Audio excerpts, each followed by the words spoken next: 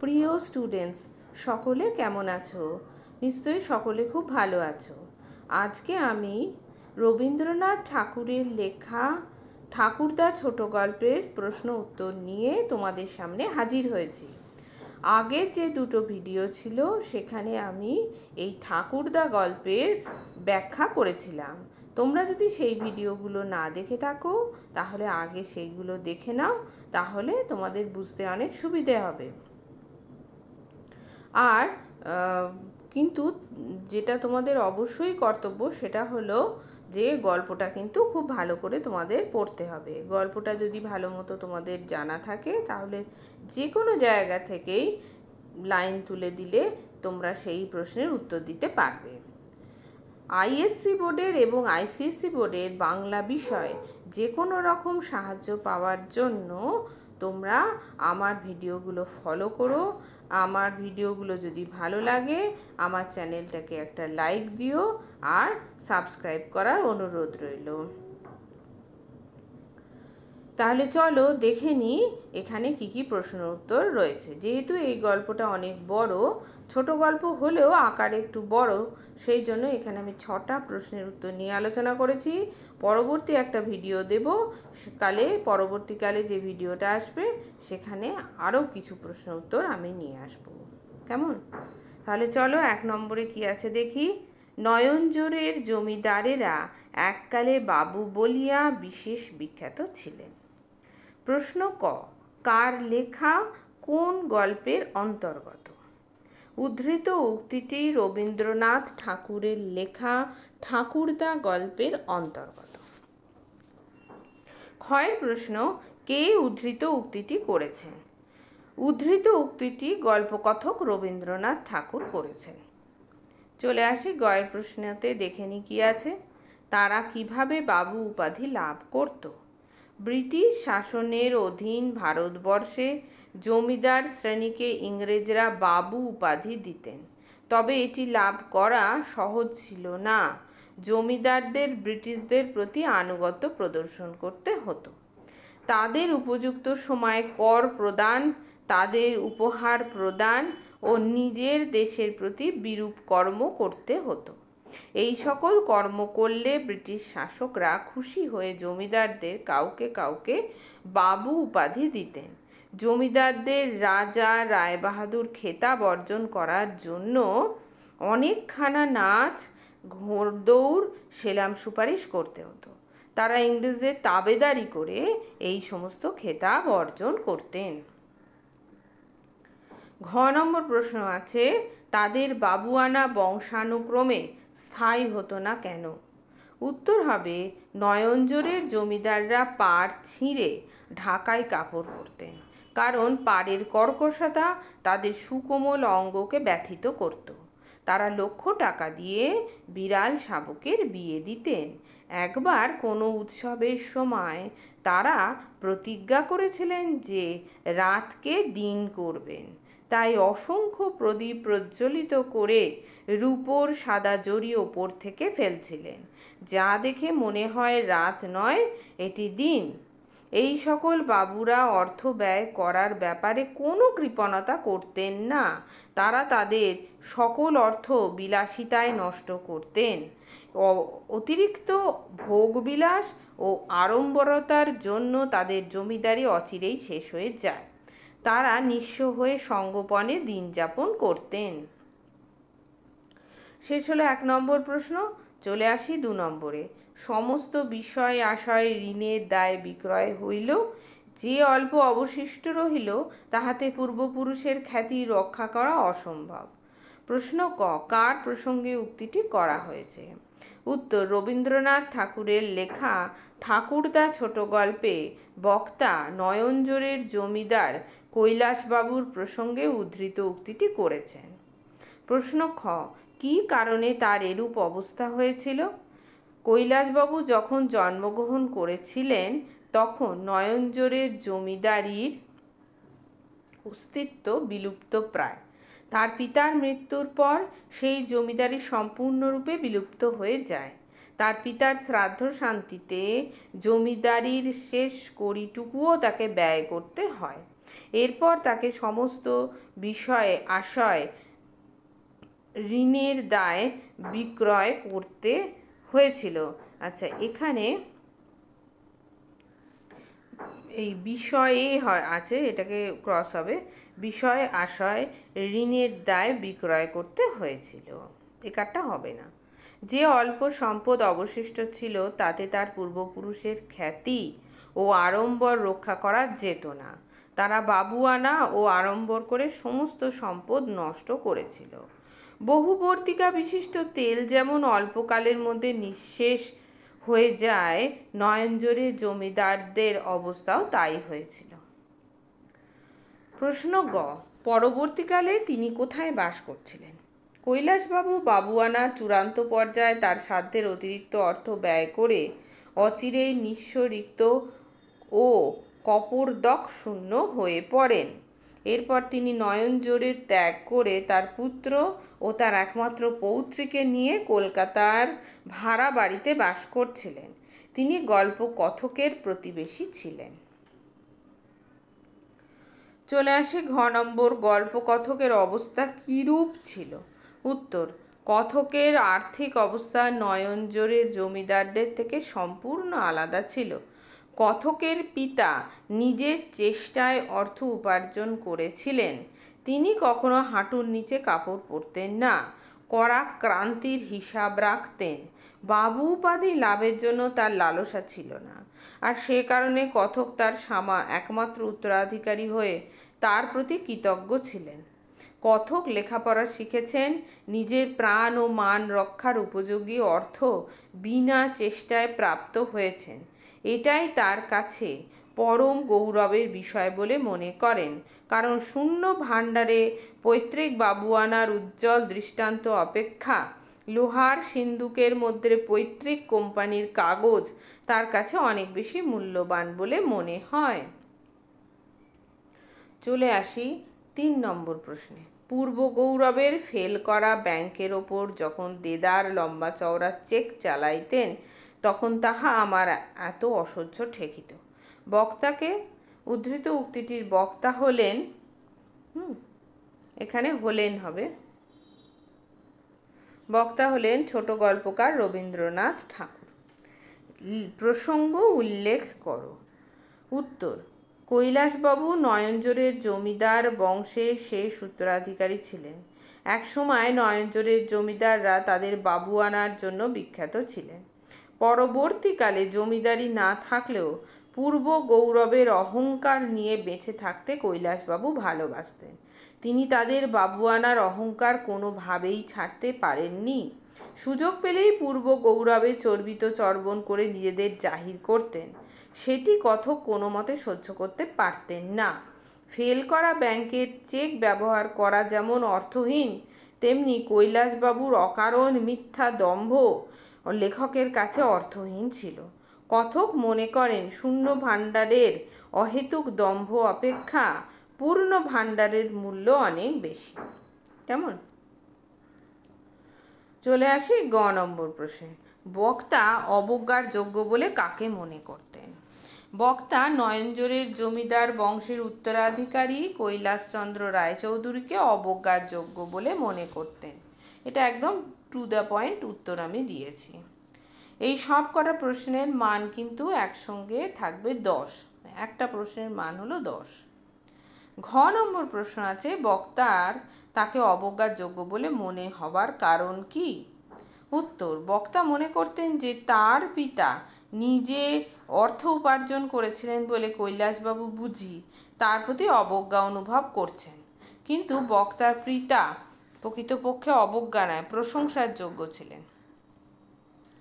তিনি কঠোর ত্যাগ স্বীকার করে, সমস্ত প্রলোভন ত্যাগ করে, লোকমুখের তুচ্ছ খ্যাতি অবহেলা করে, সতর্ক বুদ্ধি ও কৌশলে সমস্ত প্রতিকূলতাকে দূর করে নিজের চেষ্টায় একটি একটি রৌপ্যের স্তরে সম্পদের একটি উচ্চ পিরামিড নিজেই তৈরি করেছিলেন। তাই বাইরের সাজসজ্জা না থাকলেও কথকের পিতা হবে এখানে, কথকের পিতা সম্মানিত ব্যক্তি ছিলেন। কেমন?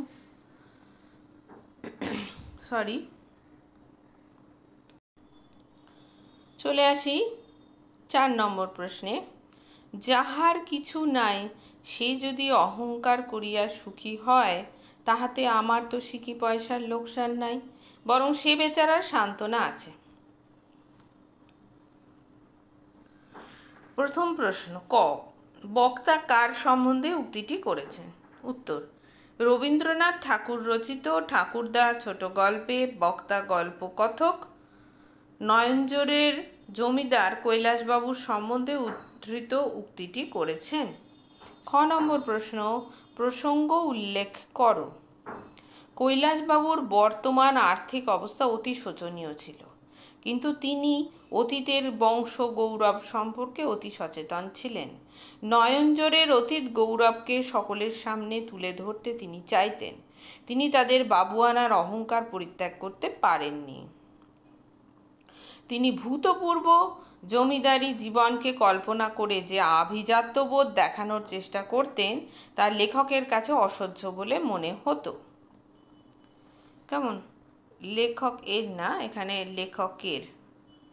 লেখকের কাছে অসহ্য বলে মনে হতো। লেখকের যখন অল্প বয়স ছিল, তখন কৈলাসবাবুর এই মিথ্যা দম্ভ চূর্ণ করতে ইচ্ছা হতো, কিন্তু পরবর্তীকালে তার মনে হয়েছিল কৈলাসবাবু তার নিঃস্ব অবস্থাকে ঢাকা দিয়ে মনে সান্ত্বনা পান। এতে সমাজের কোনো লাভ বা লোকসান হয় না, বরং তিনি অহংকার করে মনে শান্তি লাভ করেন। লেখকের এতে কোনো লোকসান হয় না। যেমন সমাজের কোনো ক্ষতি হচ্ছে না বা লাভ লোকসান হচ্ছে না, লেখকেরও এখানে কোনো লোকসান হচ্ছে না, সেই কথাটাই এখানে প্রধানত বলতে হবে। যাই হোক, চলে আসি গ নম্বর। তিনি প্রতিবেশীদের কাছে নিরীহ লোক বলে পরিচিত ছিলেন কেন?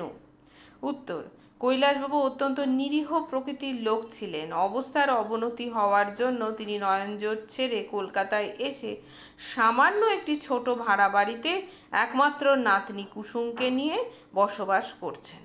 সকলের সঙ্গেই তার ভালো সম্পর্ক ছিল। প্রতিবেশীদের সমস্ত ক্রিয়াকর্মে তিনি যোগদান করতেন। ছেলে থেকে বুড়ো পর্যন্ত সকলের সঙ্গেই হাসি মুখে প্রিয় সম্ভাষণ করতেন। যেখানে যার যে কেউ আছে তাদের সকলেরই কুশল সংবাদ নিতেন। এ কারণে কারোর সঙ্গে দেখা হলে একটি বিরাট প্রশ্নমালার সৃষ্টি হতো। আচ্ছা, এখানে একটু বানানটা ভুল আছে, সম্ভাষণ। দন্তেশ্ব ময় ভয় আঁকা, দন্তেশ্ব দন্তে না। আচ্ছা, চলে আসি ঘ নম্বর প্রশ্ন। নিরীহ ব্যক্তিটির চারিত্রিক বৈশিষ্ট্য আলোচনা করো। উত্তর, কৈলাসবাবু নিরীহ প্রকৃতির মানুষ ছিলেন। প্রতিবেশীদের সঙ্গে তার ভালো সম্পর্ক ছিল। তিনি অতি পরিষ্কার পরিচ্ছন্ন মানুষ। যদিও কাপড় চোপড় তার অধিক ছিল না, তবুও মেজাইটি, চাদরটি, জামাটি, এমনকি বিছানার পাতবার র্যাপার, বালিশের ওয়ার, একটি ক্ষুদ্র শতরঞ্চ স্বহস্তে রৌদ্রে দিয়ে ঝেড়ে দড়িতে খাটিয়ে ভাঁজ করে আলনায় পরিপাটি করে তুলে রাখতেন। এছাড়া তিনি ছিলেন অতি বিনয়ী। ভৃত্যের অভাবে নিজের হাতে পাঞ্জাবি ও ধুতি ইস্ত্রি করে পরতেন। কখনো তিনি ঔদ্ধত্য প্রকাশ করতেন না। কেবল একটি ব্যাপারে তার গর্ব ছিল, নয়নজোড়ের বাবুরা কারো কাছে কখনো মাথা নিচু করেনি ও করবেও না। 4 নম্বর হয়ে গেল, চলে আসি 5 নম্বরে। কৈলাসবাবুর মিথ্যাগুলি এতই সরল, তাহার ভিত্তি এতই দুর্বল যে তাহার ঠিক সত্য বন্দুকের লক্ষ্যের সামনে এমনই বুক ফুলাইয়া নৃত্য করিত যে তাহাকে সম্মুখের মধ্যে বিনাশ করিবার ইচ্ছা জন্য একটি আবেগ উপস্থিত হইত। এই লাইনটা অনেক বড়, এটা তোমরা বই থেকে দেখে নিতে পারো। প্রশ্ন ক, বক্তাকে? উদ্ধৃত অংশটির বক্তা হলেন গল্পকথক রবীন্দ্রনাথ ঠাকুর। প্রশ্ন খ, কৈলাসবাবু কোনো একটি উপলক্ষে কি কি জিনিস বার করতেন? নয়নজোড়ের বাবুদের বর্তমান আর্থিক অবস্থা অতি শোচনীয় ছিল, কিন্তু অতীত বংশ গৌরব সম্পর্কে তারা অতি সচেতন ছিলেন। তাই কোনো ক্রমে নয়নজোড়ের অতীত গৌরবকে সকলের সামনে তুলে ধরার চেষ্টা করতেন তিনি। কোনো বিশেষ উপলক্ষ উপস্থিত হলে বহু সযত্নে রক্ষিত একটি বহুমূল্য গোলাপ পাশ, আতরদান, একটি সোনার রেকাবি, একটি র্যাপার, আলবোলা, একটি বহুমূল্য শাল ও সেকেলের জামাজোড়া ও পাগড়ি, যা দারিদ্র্যের গ্রাস থেকে বহু চেষ্টায় কৈলাসবাবু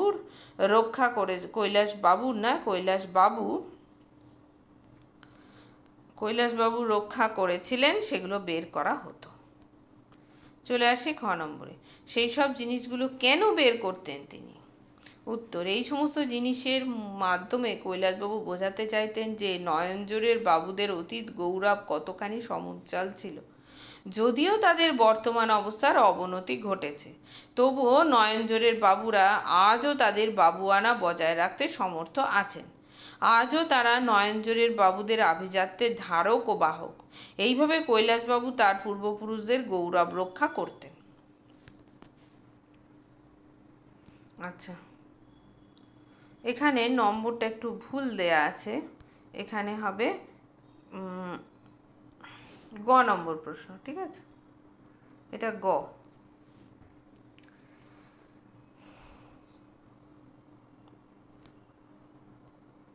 চলে আসি ঘ নম্বর প্রশ্নে।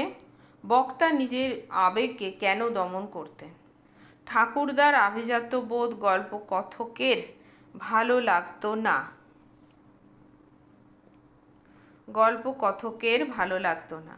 গল্পকথকের মনে হতো কৈলাসবাবু যে মিথ্যার দুর্গ অবলম্বন করে বাস করছিলেন, তা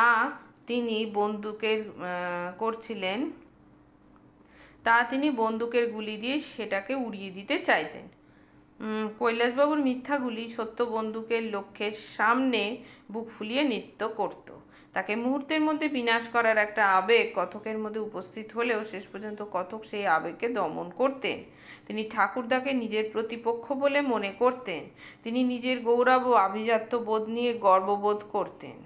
ঠাকুরদা অর্থাৎ কৈলাসবাবু সম্পর্কে লোকের প্রশংসা তিনি সহ্য করতে পারতেন না।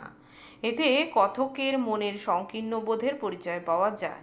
কথক চাইতেন কৈলাসবাবুর মিথ্যাগুলো সকলের সামনে প্রকাশ করে দিতে, কিন্তু তিনি পারতেন না। কারণ হলো তার আলস্য বা কুঁড়েমি এবং সর্বজনসম্মত প্রথার অনুসরণ করা। কেমন? চলে আসি ছয় নম্বরে। বর্তমানকালে এবং ক্ষুদ্র বঙ্গদেশে সেই অসম্ভব দুর্লভ পদার্থ জন্মিয়াছে কিনা সন্দেহ। প্রশ্ন ক, বক্তাকে?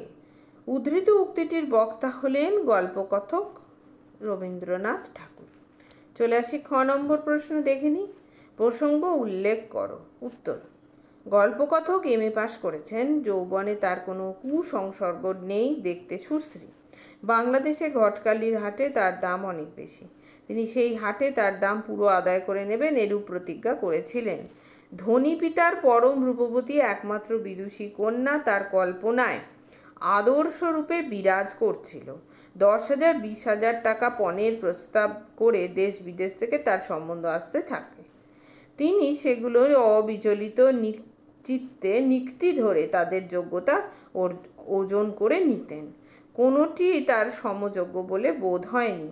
কন্যাদায়গ্রস্ত পিতারা প্রতিনিয়ত নানা ছন্দে তার স্তুতি, স্তব এবং তার পূজা করতে থাকে বিবিধ উপাচারে। ভালো ছেলে বলে কন্যার পিতাদের এই পূজা তার উচিত প্রাপ্য বলে তিনি মনে করতেন। চলে আসি গ নম্বরে। বক্তার মনোভাবের পরিচয় দাও। এই উত্তরটা আমি একটু ছোট করে লিখেছি। উত্তর হবে, এখানে গল্পকথকের চরিত্রে নিজের সম্পর্কে অহংভাব ও সংকীর্ণতার দিকটি প্রকাশিত হয়েছে। তিনি নিজেকে দেবতার সঙ্গে তুলনা করেছেন। চলে আসি আমার একদম শেষ প্রশ্নে, ঘ নম্বরে। তার রাগ হয়েছিল কেন? উত্তর: কথক নিজেকে উচ্চশিক্ষিত ও সুপাত্র বলে সর্বদা গর্ববোধ করতেন। ঠাকুরদার সব ব্যাপারে তার একটা উন্নাসিক ভাব ছিল। ঠাকুরদার একটি নাতনি আছে। গল্পকথকের চোখে সে রূপবতী নয়। তাকে বিয়ে করার ইচ্ছাও তার কোনো দিন হয়নি। তবুও তিনি ভেবেছিলেন যে ঠাকুরদা তার নাতনি কুসুমের বিয়ের ব্যাপারে গল্পকথকের কাছে আসবেন। বা এটা তোমরা ঘুরিয়ে বলতে পারো যে ঠাকুরদা তার নাতনি কুসুমের বিবাহের প্রস্তাব নিয়ে গল্পকথকের কাছে আসবেন। এখানে তোমরা দিতে পারো যে বিয়ের ব্যাপারে, বা এখানে আরেকটা হতে পারে বিবাহের প্রস্তাব নিয়ে গল্পকথকের কাছে আসবেন।